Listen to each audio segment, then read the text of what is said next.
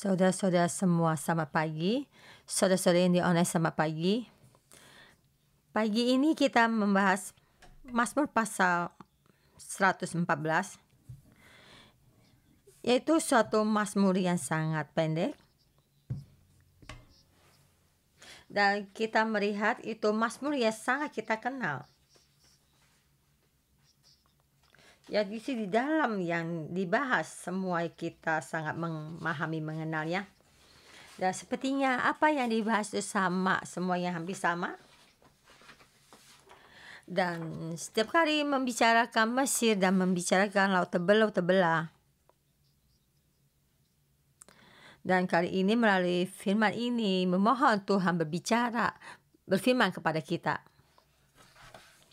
Kaya memberi itu Tuhan mencermat dan langit dan bumi pun bekerja. Di saat Tuhan datang membantu kita, membantu bangsa Israel, dan juga di saat membantu kita semua juga sama. Dan langit dan bumi juga bekerja untuk kita. Dan di dalam pemikiran kita, mungkin bangsa Israel ini yang ditolong Tuhan. Dan kita merenungkan kembali dari pengalaman kita. Dan kalian akan melihat dan merasakan bagaimana Tuhan berkarya. Kita melihat ayat pertama, ayat 1-2. Pada waktu Israel keluar dari Mesir, kaum keturunan Yakub dari bangsa yang asing bahasannya. Di sini katakan bahasa Israel keluar dari Mesir, itu keturunan Yakub. Dan maka Yehuda menjadi tempat kudusnya, Israel wilayah kekuasaannya. Tuhan mempunyai satu rancangan kepada bangsa Israel. Kita melihat rancangan ini sepertinya sangat sulit. Jadi membawa bangsa Israel keluar dari Mesir dan menjadi rakyatnya Tuhan, yaitu membawa 200 juta orang keluar dari Mesir, membawa sekelompok orang yang di dalam membawa keluarnya itu mereka tidak dalam training, maksudnya dari tapi mereka sebenarnya adalah seorang budak yang selama itu di Mesir menjadi budak. Apakah membawa mereka keluar hanya ke tetangga sebelah gitu, negara sebelah, atau tidak memakan makanan Mesir tapi membawa makanan lain? Tidak, tetapi membawa mereka ke padang gurun, ke padang yang berantara yang tidak ada tumbuh-tumbuhan ladang, yaitu di padang berantara yang tidak ada orang. Dan kemungkinan di sana padang berantara, yaitu menanam tanaman apapun tidak bisa bertumbuh.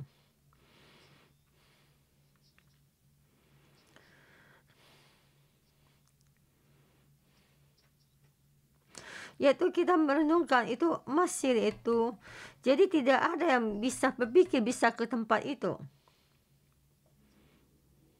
Jadi Tuhan membimbing bangsa Israel keluar dari Mesir. Dan kita bisa mendengar apakah mungkin ini bisa terjadi. Banyak hal yang mustahil. Tetapi apa yang Tuhan kerjakan semua pasti terjadi. Yang bagi manusia mustahil, pasti bagi Tuhan tidak ada yang mustahil. Jadi Tuhan mau membawa bangsa Israel keluar dari Mesir. Dan rancangan ini juga ada di dalam diri kita. Tuhan memilih kita dan Tuhan menyelamatkan kita dan membawa kita keluar dari Mesir menjadi bait sucinya Tuhan. Dan Tuhan membimbing kita. Kita di sini merenungkan apa yang terjadi. Ayat 3-6. Lot melihatnya, lalu mari rakyat diri sungai Jordan berbalik ke hulu.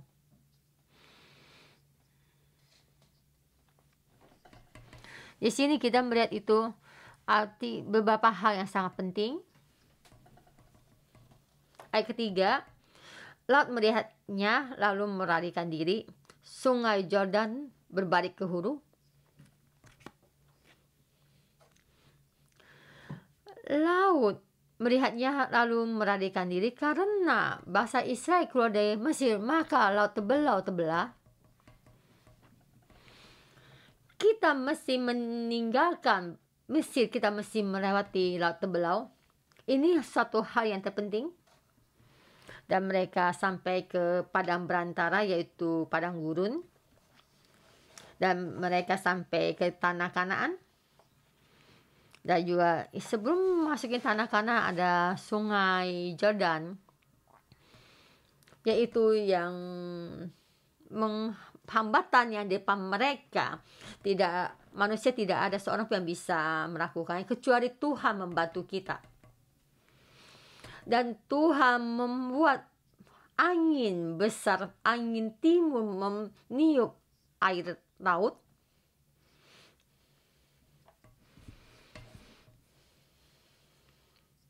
Tuhan tidak meniupkan angin timur, maka laut terbelah tidak terbelah. Jikalau kita tidak bisa melewati sungai Jordan, dan kalian akan musnah di padang gurun.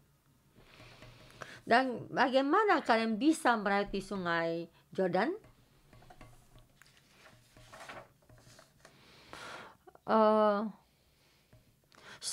Dari pandangan manusia, sungai Jordan ini perlahan-lahan airnya menyusut dan akhirnya airnya kering dan manusia bisa melewatinya.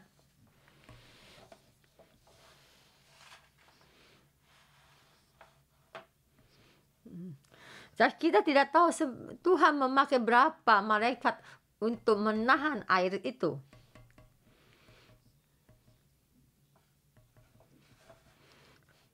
Dan membuat air sungai itu kering, maka manusia bisa melewatinya.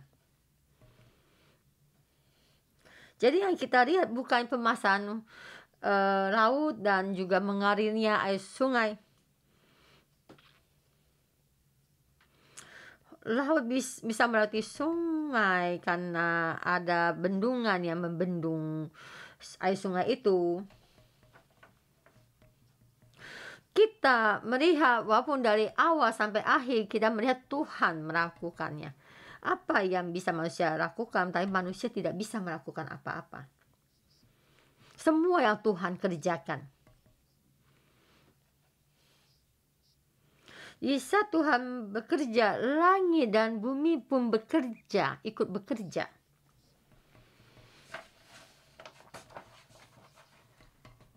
Dan di saat kita percaya Tuhan, ya, kita merasa di saat keadaan saya, emosi saya tidak stabil, saya tidak percaya pada Tuhan. Dan sekarang saya mengambil keputusan untuk percaya pada Tuhan, dan saya percaya nggak mungkin bisa begini, ya. Dan saya ingat waktu saya menjenguk, ya, seorang kakek 97 tahun, ya.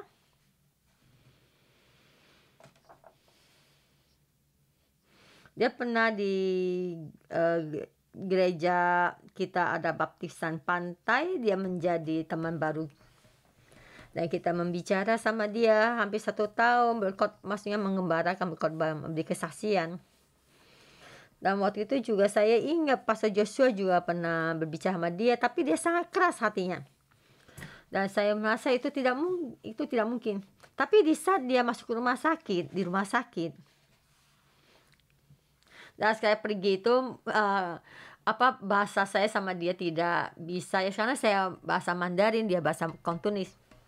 Dan saya pergi sama staf gereja yang lain. Dan staf gereja itu sangat hebat. Dia masuk pun tidak bertanya, kakek engkau baik, apa tuh, enggak. Dan semua pun tidak berbicara apa-apa. Dan masuk berjumpa dengannya. Dan engkau bersediakan menerima Tuhan Yesus di dalam hatimu menjadi juru selamatmu. Dia kata bersedia. Saya membaptis kamu, mau kak? Ya mau, dan sangat cepat untuk selesai langsung dibaptis. Dan anak kamu ada di samping kamu, dan kamu sekarang memberkati anak kamu. Saya mengajari kamu bagaimana berbicara, dan kamu sekarang boleh berbicara. Dan saya melihat dan sangat ternganga-nganga ya. Hal itu yang tidak mungkin terjadi. Karena dia dulu hatinya keras ya, tidak mau menerima Tuhan Yesus. Tapi tidak tahu 10 tahun kemudian, 8 tahun kemudian hati yang keras itu sudah hilang. Dan sekarang kamu berkata sekarang hati saya sudah baik dan suasana hati saya baik, saya menerima Tuhan Yesus. Bukan begitu. Tuhan memakai berbagai cara.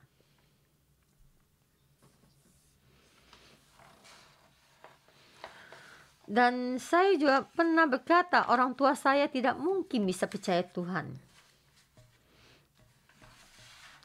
Tapi tidak tahu, mama saya tuh selalu jatuh. Dan jatuh sampai matanya biru, sampai matanya bengkak, dan tengah malam dan selalu jatuh sampai 30 kali lebih.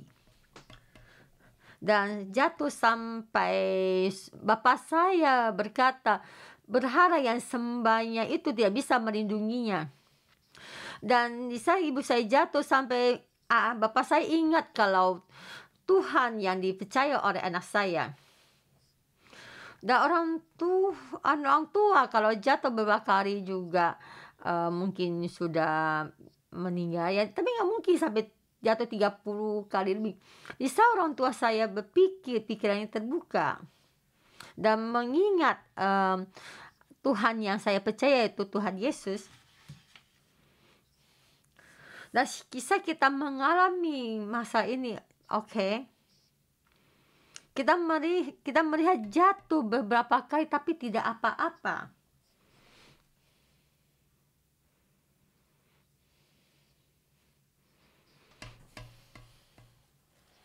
Jadi rumah saya itu rumah saya ya di ini kabelnya terbakar ya, sampai kamar itu terbakar sampai hitam, tapi orangnya tidak apa-apa. Jadi hanya tembok saya hitam terbakar, tapi orang yang tidak apa-apa. Terima kasih Tuhan. Dan saya berkata pada orang tua saya, Tuhan yang melindungi. Tetapi orang tua saya merasa itu berhalanya yang melindungi. Dan bapak saya akan berkata, saya pagi, siang, dan malam membakar dupa untuk berharap dia yang melindungi saya. Dari sisi saya melihat kalau Tuhan Yesus yang melindungi kita, tetapi dan pemikiran orang tua saya dan berharap yang dia sembah itu yang melindunginya. Kamu merasa hati kamu bersuka cita dan semua begini. Dari mulai laut terbelah,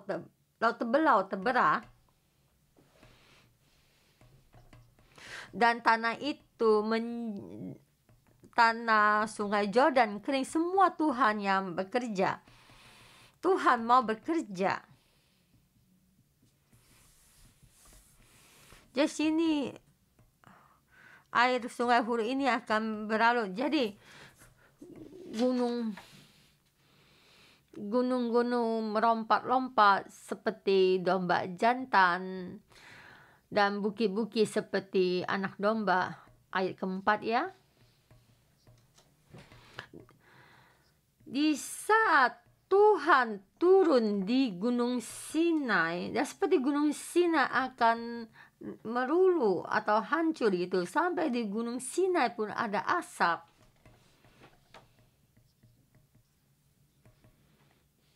Jadi gunung-gunung berompat-ompat seperti domba jantan, dan bukit-bukit seperti anak domba. Kenapa Tuhan melakukan hal ini?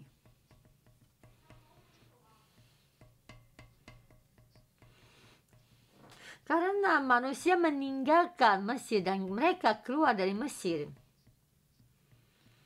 Dan kita seperti tidak dikendalikan, tidak diperintahkan oleh Mesir lagi, tapi pemikiran mereka.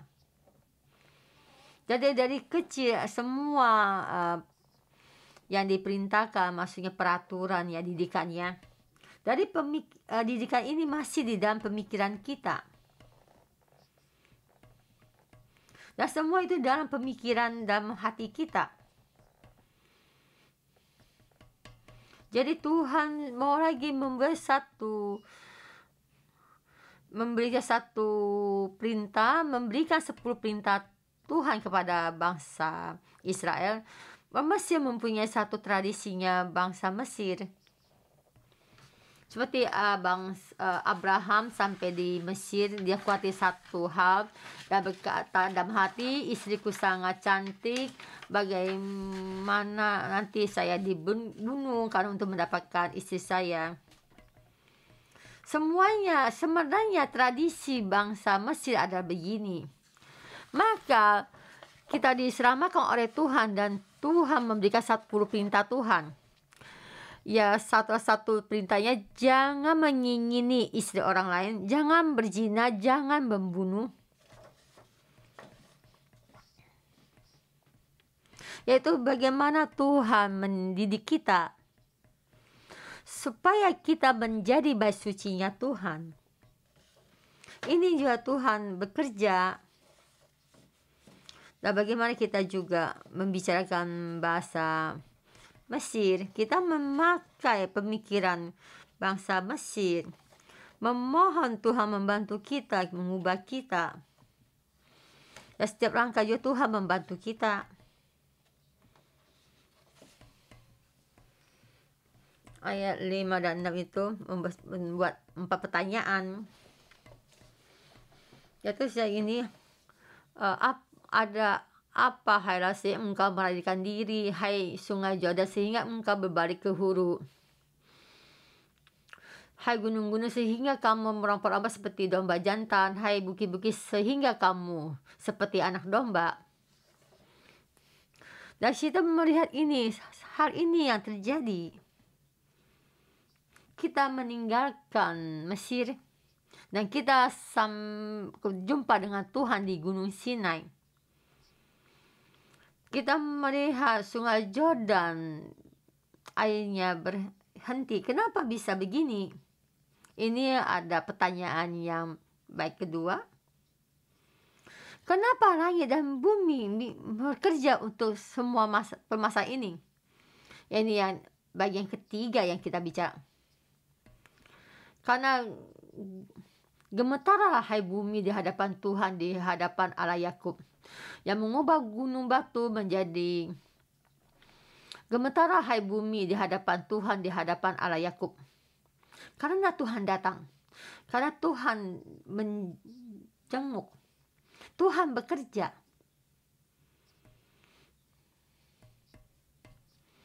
Dari sini gunung dan bumi semua bekerja untuk Tuhan karena berjumpa dengan wajahnya Tuhan. Dan mengubah gunung batu menjadi kolam air dan batu yang keras menjadi mata air. Yaitu di bangsa Israel sampai di padang gurun 2 kali mengalami tidak ada air untuk minum. Dan Tuhan menyuruh gunung batu itu ada airnya. Dan air itu, gunung batu itu mengeluarkan air. Gunung batu bagaimana keluar air? Karena bukankah dia ada batu? Dan semua ini kenapa bisa berubah? Bukannya hanya mengeluarkan air sedikit. 200 juta orang bisa meminum air dengan puas. Bukannya juga mereka membawa gelas ya, antri untuk air, minum air gitu ya. Yaitu 200 juta orang untuk menadang air itu untuk diminum. Tetapi air ini seperti air sungai yang mengalir dengan deras. Dan di sini buat semua orang minum dengan puas. Kenapa bisa begini? Karena Tuhan bekerja. Itu penyertaan Tuhan. Di saat Tuhan bekerja, segala hal itu bisa terjadi.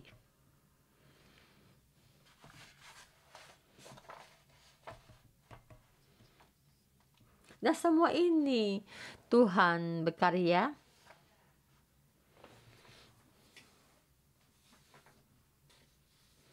Dan kita bertanya, apa yang perlu kita kerjakan? Dan kita mesti mengikuti rancangan Tuhan.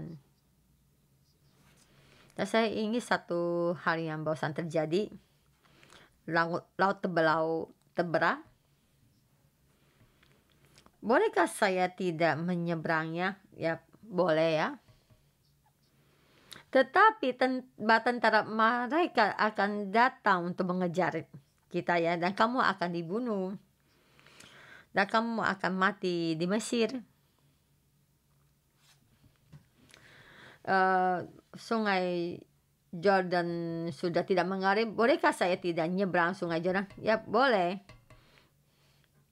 Dan saat kamu akan melihat tiang api dan tiang awan akan meninggalkan kamu, dan kamu akan merasakan kalau mana sudah tidak ada, dan kamu akan mati di padang gurun.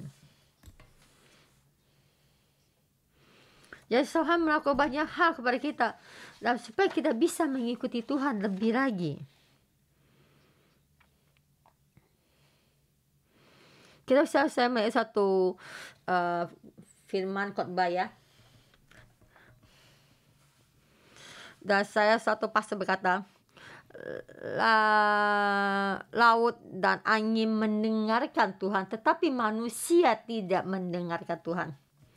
Langit dan bumi itu bekerja untuk Tuhan. Waktu sudah datang dan kamu mesti meninggalkan Mesir. Jika tidak, itu kamu akan mati oleh bala tentara pasukan Mesir.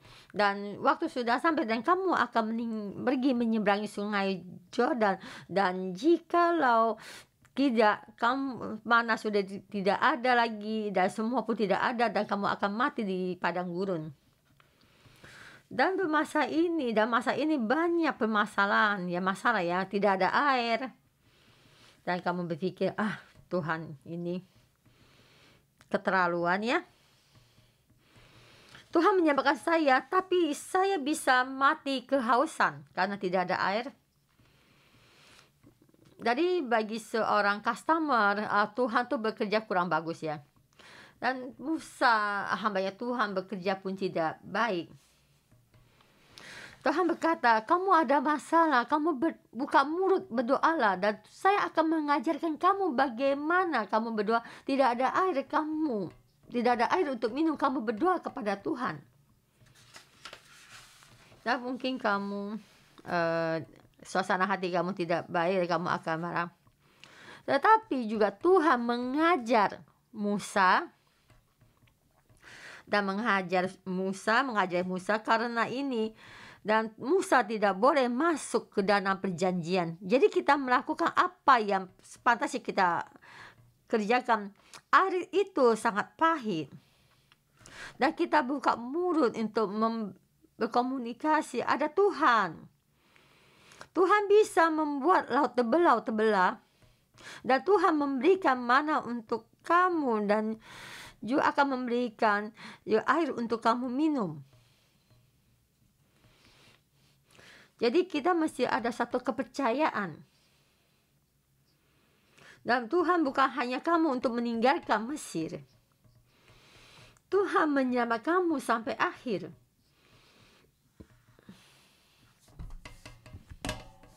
Bukan hanya menyelamatkan kamu dari pengejaran Raja Firaun. Di saat kamu tidak ada air untuk meminum, Tuhan akan membantu kamu. Kamu melewati Sungai Jordan, Tuhan akan membantu kamu. Waktu dalam tanah Kanaan, di saat Yosua mau berperang, dan kau membuka mulut dan berdoa, matahari dan bulan juga berhenti. Gunung dan bukit,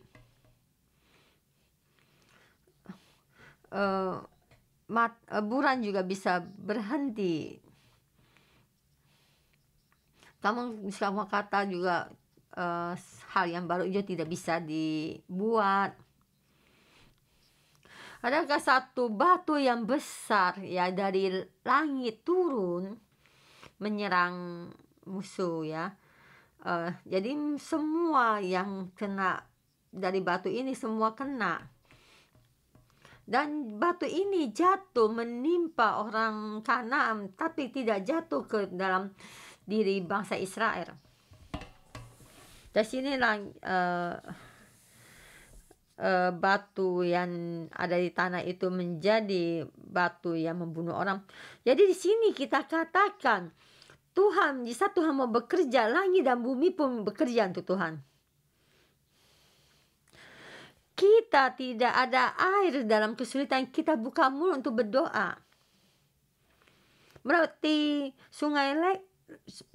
sungai Jordan kita berperang. Di saat kita tidak berbuat dosa dan kita kudus, setiap peperangan pasti kita menang. Pasti menang. Bapak, dia ada kuda dan juga kereta perang, kita pasti menang. Asal kita mengikuti Tuhan. Dia tidak berperang dan kalau dia beberapa saat juga kamu tidak suka sama kamu dan akan memperangi kamu. Langit dan bumi pun bekerja untukmu. Untuk karena demi untuk keselamatan Tuhan dan bekerja untukmu. Dan kita mesti mengikuti rangkaian Tuhan. Dan bisa kita merenungkan karyanya Tuhan. Karena kita berpikir tidak mungkin.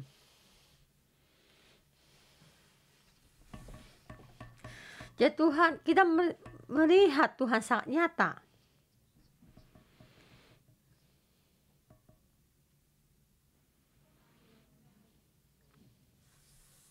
Saya masih ingat waktu saya mau berkhotbah, saya melakukan hal yang sangat penting. Waktu saya masih di Amerika. Dan saya bos saya yang di Taiwan terbang ke Amerika berjumpa dengan saya. Saya lupa masalah apa ya.